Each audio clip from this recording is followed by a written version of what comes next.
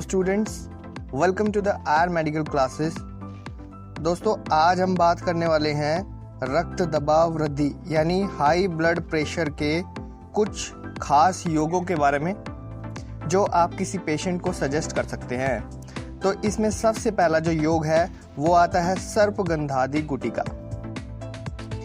इस गुटिका का प्रयोग रक्त दबाव वृद्धि को शांत करा करके शांत निद्रा लाने के लिए शाम को किया जाता है। इसके अलावा जब किसी रोग विशेष में अधिक वेदना हो रही हो या मदात्य रोग हो गया हो या फिर उन्माद रोग हो गया हो जिससे नींद नहीं आ रही है, तब हम इस गुटिका का उपयोग कर सकते हैं। इसके अलावा इसका सेवन करने से निद्रा शांत तरीके से आती है और मस्तिष्क में रक्त का दबाव कम हो जाता है। अब बात करते हैं कि इसकी मात्रा कितनी देनी चाहिए।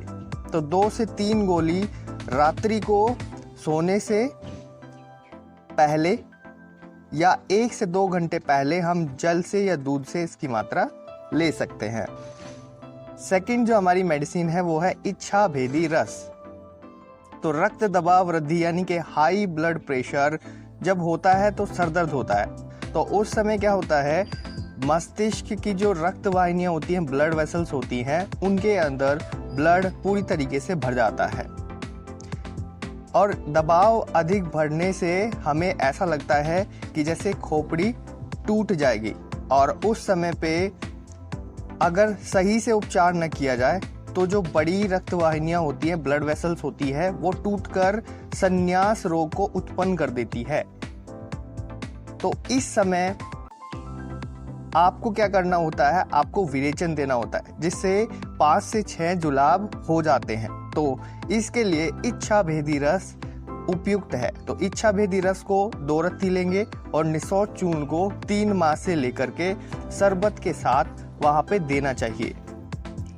आधे घंटे पर सौंफ का अर्क 5 तोले देना चाहिए और आवश्यकता के अनुसार शाम को दूसरी बार फिर से विरेचन देना चाहिए।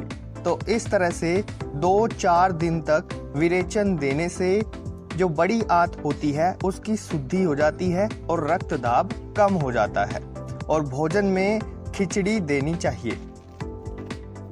तीसरी जो हमारी मेडिसिन है वो है आरोग्य वर्धनी वटी।